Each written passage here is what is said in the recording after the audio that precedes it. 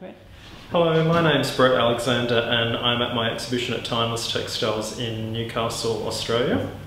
My exhibition is called Brettalexander Recent Work, Paper, Textile and Material Studies, and that gives a bit of an insight into the three bodies of work that I've got on display here at the gallery. Usually in my practice involves working large scale with installations. So for this exhibition I've sort of taken elements of that but downscaled into smaller studies. So I've combined some of the conceptual content of my larger work, but basically this exhibition's about an exploration of materials and materiality. So I've either used familiar materials and combined it with other things that I haven't combined it with before, or I've used some different materials from scratch to do some experimentation with. So for example, the work that's behind me now, the collage works or assemblage works using a paper that I've been working with for a long time called Sa paper, which is a paper that I collect in northern Thailand in Chiang Rai province. And over the years I've done numerous field trips and gone to individual paper makers to purchase their paper. It's a really beautiful material to work with. It collages beautifully. I combine it with different sorts of glues and acrylic mediums.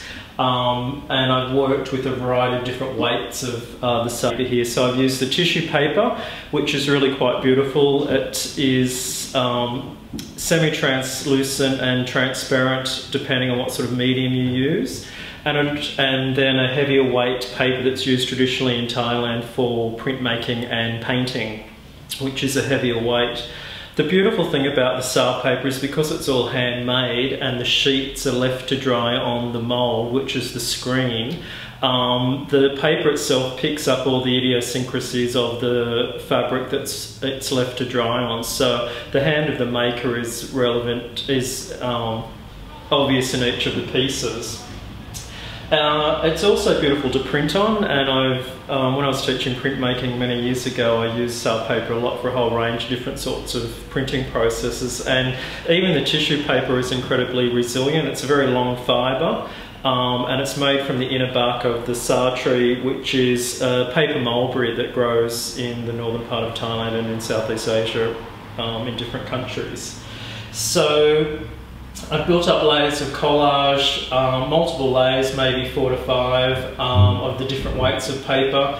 And then I've used this motif, which is a children's chair, which I've used in actuality on many occasions in my installations. So it's just a common garden IKEA chair. And the interesting thing is it's available throughout the world. So for example, I did a project in Australia and then I also did one in Slovakia, and I could go to IKEA in Bratislava and buy the same chair to use, so that was sort of interesting.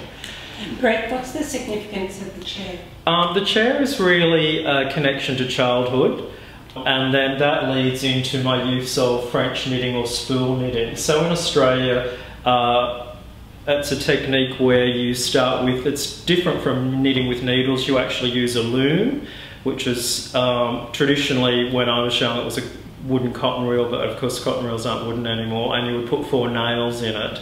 But I've become interested in that process from childhood because in my experience it was the only textile techniques that boys were privileged to do. And that in those sort of primary years when I was working with French knitting, it became really obvious how gendered textiles was and how inappropriate it was for boys to continue with textiles as a medium, craft and artistic medium. So I make reference to that with combining the spool knitting with the children's chair. So that's sort of the language that I'm trying to put together for the viewer, to start to ask questions about those sorts of things, because it is sort of bizarre. And if you do look at the history of knitting, men were involved in it in numerous periods, but of course since the Industrial Revolution and the idea of knitting moving into being a hobby, it has become highly feminised. So all my work's about challenging that feminisation of knitting. and trying to work in some way a sense of masculinity into that process. Which for me, the spool knitting is sort of important because it's different from the knitting using needles. I quite like constructing the apparatus, so it involves like woodworking processes, those sorts of things. So on many occasions I actually make the loom as well, so it sort of combines that sort of typical masculine activities of woodworking, you know, that sort of stuff, and then the idea of using the knitting, the feminized process. It also allows itself to place knitting in a domestic object, so embedding the knitting into a domestic object, which means I'm challenging or asking questions or rupturing that sense of domesticity, which in a way my other interest is in sexual identity and identity full stop. So I'm asking questions about that idea of embedding the knitting into domestic objects. So I've worked with making knitting looms in chairs, tables, or different sorts of things. And I've got an older piece on display at the gallery which is in direct reference. And so the images that are developed in these collages come out of this installation that I first developed in Slovakia and then I've shown previously in other countries. Can you talk a bit about the way that your work has progressed as you've moved through your life? Okay. What's interesting for me is I don't feel like, in a way, some artists just stay working in a really confined area. But I like, even though I sort of work in the same sort of conceptual area, I like to use different materials. Or combine them in different ways. So I have been working with collage since my first days at art school, and I really like the way that you construct a collage. It's very physical. I like the gluing and the layering and the serendipity that happens in that process, which is sort of interesting. And like I said previously, the sale paper is really quite resilient. Even when it's quite wet and without any body, it is still quite strong, so you can actually mould it over areas. So even though they are fairly flat, there's a real sculptural process, I think, that takes place in these sorts of works. And you spoke about it being linked onto your own identity or onto identity. So has your work changed as your own identity has got either more jelly or more concrete-like? It was like, for me coming into textiles was a whole series of, you know, all the sort of planets came into line. So I was interested in textiles in primary school. I wanted to, my parents, for one of my birthdays when I was in primary school, didn't know what to get me, and they said, here's some money, go to the local toy store and buy whatever you want. And I bought a weaving loom. And that triggered my interest in weaving, and I would use this small hobby loom, and I just taught myself to weave on that, making scarves and those sorts of things. And then my mother, when I'm thinking it was in my early years in high school, my mother saw an ad in the paper for tapestry weaving lessons by Larry Beeston. And she asked whether I might be interested in doing that. So I said, oh yeah, that sounds like fun. So it was at, which is now Newcastle East Primary School, but it was like a school of arts, and artisans could rent the space and do lessons. Sadly, there weren't enough people for the class to be maintained, so I started off there, and then Larry could see that I was interested, and he asked my parents whether if they were interested and could afford it to take me to have a private lesson at his studio on Lake Macquarie, where he lived with his wife, Mary Beeston. So my parents would drive me out to the lake for my hour lesson. They'd wait in the car. Of course, I think it was Morisset or somewhere like that. You couldn't sort of just come back. And that was just an amazing experience, because the setup was, if I remember this correctly, they lived in one house, and then there was a second house on the property which was their studio, and it was just full of looms and wools, and it was pretty amazing, immersive experience. So that was really interesting to see him being a professional weaver and making, you know, I really admire both of them for eking out a living through textiles. They did do teaching, but mainly it was through commission work, etc.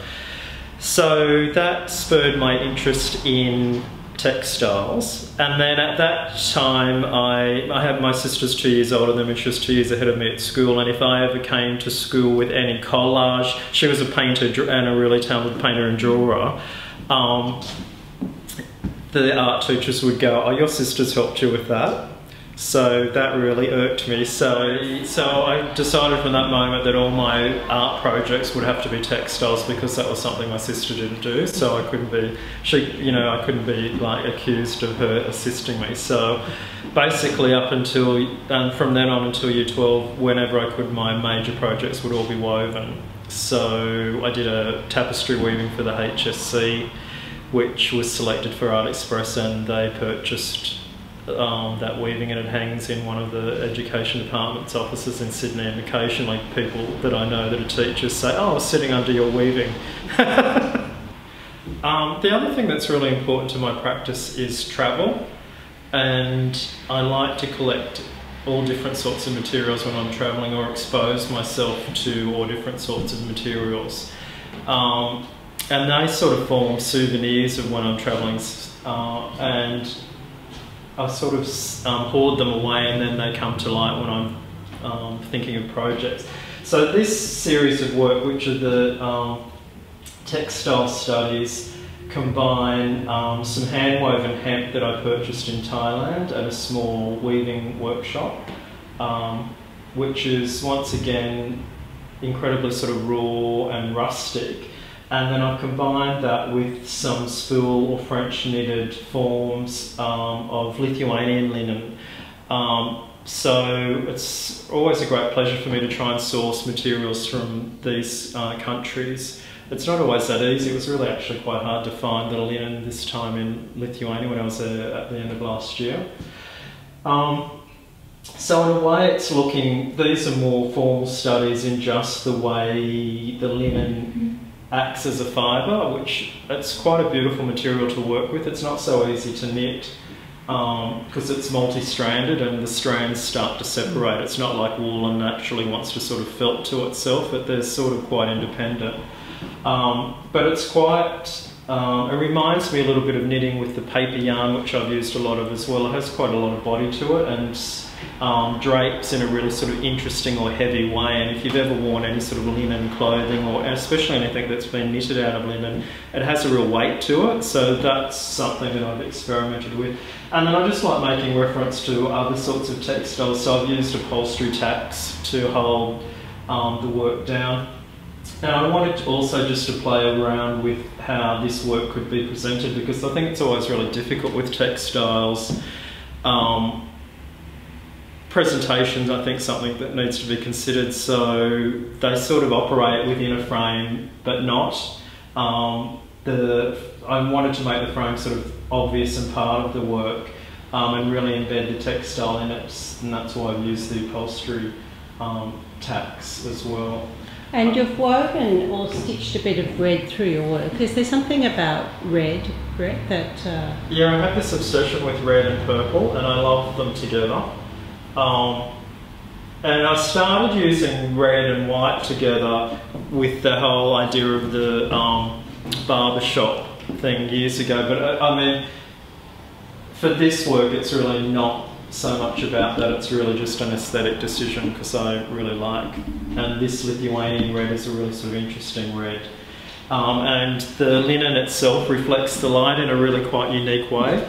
Yeah. So these smaller works are collage style paper again, but in this series I repulped the paper, which means I put it through a Hollander beater, which is a beater that's used in professional paper making, to get it back into a pulp form, and then I moulded it on different sorts. So I made my own sheets of paper from that and let it dry on different sorts of surfaces to create a texture. rope-like structures in here is actually spun paper, so it's sale paper that's been spun into a cord, a 2-ply cord. And I've built up multiple layers of the sale paper using different sorts of acrylic glazes, which means it's a gloss glaze that you usually seal paintings with, but I've added a small amount of acrylic pigment to it, so it's transparent. And I've built up multiple layers of that into this sort of maroony purple colour. And then I hadn't used copper leaf before, so I liked the idea of trying to get a sense of the texture and the brush marks, which the copper leaf, because it's so fragile and sensitive to texture, I think plays up the paper's surface, which is what the purpose of its use in these pieces. And I wasn't able to use, you can't seal any sort of metallic leaf with a water-based glaze. You have to, so they've been sprayed with high gloss oil-based glazing. What are the things that inspire you? Are they books or music or? I think for me the most I like to get to international exhibitions. I think that's really important. So I make an effort to travel, so that combines my love of travelling with collecting materials and also looking at first-hand at artwork. Not necessarily textile work, though I do try and get to the major textile shows overseas. I think that's really important to see what's going on, and especially in their media areas. So for example, last year I went to Poland to the Tapestry Triennale to look how that word tapestry is being explored by a whole range of different sorts of artists internationally, so that's really inspiring, I think. And then also just to really contemporary art museums, and I also love ethnographic museums, and I'm really interested in how similar patterning and techniques have developed independently around the world, because in a way the woven structure creates a sort of a regulated system of patterning, which I think is a really interesting thing to look at. Are you still weaving? Yes and no. I'm still collecting weaving equipment for when I retire. I think because I work at the university, it's really difficult to have a research output with weaving. There's an expectation of a certain amount of research outputs, and there was a stipulation that you had to have at least 3 pieces in an exhibition for it to be counted as research. So it's very, I mean, a colleague of mine, Annika Ekdahl, she works on one piece for a year to 18 months, so that just would be impossible as a research output. So my plan is on my retirement that I'm going to return to weaving. With all this equipment that I've collected, I collect a whole range of different sorts of looms. Yeah, and I want to go back to it. So my weaving is mainly confined to, I also collect funny sort of, hobby equipment might be the best way to put it, from the 50s and 60s, when there was a resurgence in weaving. So there's a few little 10 centimetre by 10 centimetre looms which are quite portable, and I took one of those to Sweden to work on when I was there. So yeah. And can you incorporate some of the materials that you've been collecting, such as the paper and the linen, into the weaving? Yes, you could. I've been mainly working with, as far as incorporating paper, is using paper yarn. So I first came across that in Slovakia when I was doing a residency at a paper factory, and that's the paper that's on display here at in the exhibition. And that's about 1 kilometre of paper that I spill knitted over the course of a residency for 3 weeks, which was a bit of a mad thing to do because I was really getting RSI towards the end of it, but I was determined to get it done. On numerous trips back to Slovakia, it was becoming harder and harder to find the material because traditionally in Slovakia it was used to tie up parcels in shops, and now they've moved to plastic, sadly. So I knew that I could buy it in Finland, so I try and combine things. So I wanted to get an excuse to go to Finland, so I put in to give a paper at a conference in Helsinki, so that got me there, which was fantastic. And then I made this really bizarre road trip to this town in the middle of nowhere in Finland, which was in the former carpet.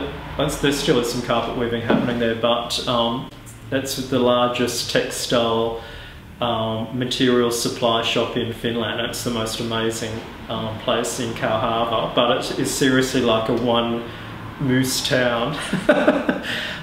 With wonderful people when I arrived there, and they're like, oh, you've come all the way from Australia. They sat me down, I had morning tea with all the people in the shop, and they had like really nice cakes and things, which was great. And I went totally crazy buying paper yarn, and I always do that, and then I have to think about how I'm going to get it home. And I was just really lucky. My bags, I had absolutely nothing except paper yarn in them.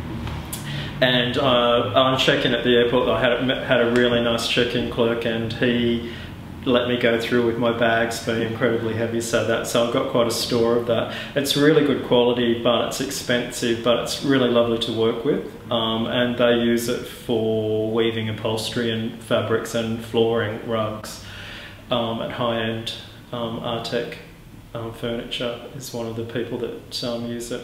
And how long do you think it'll be before we start seeing some weaving from you? Some years ago I happened to be in the UK, and I did a intensive tapestry workshop. My involvement with weaving now is more about collecting research on weavers, and especially tapestry weaving. And that's why I spent time in Sweden last year. So I'm looking at it more on like that sort of theoretical, text-based than actual making. Well, Brett, thank you very much for spending some time in downsizing your normally very large installation so that we could have one here in Timeless Textiles. Thank you very much for that. Thank you.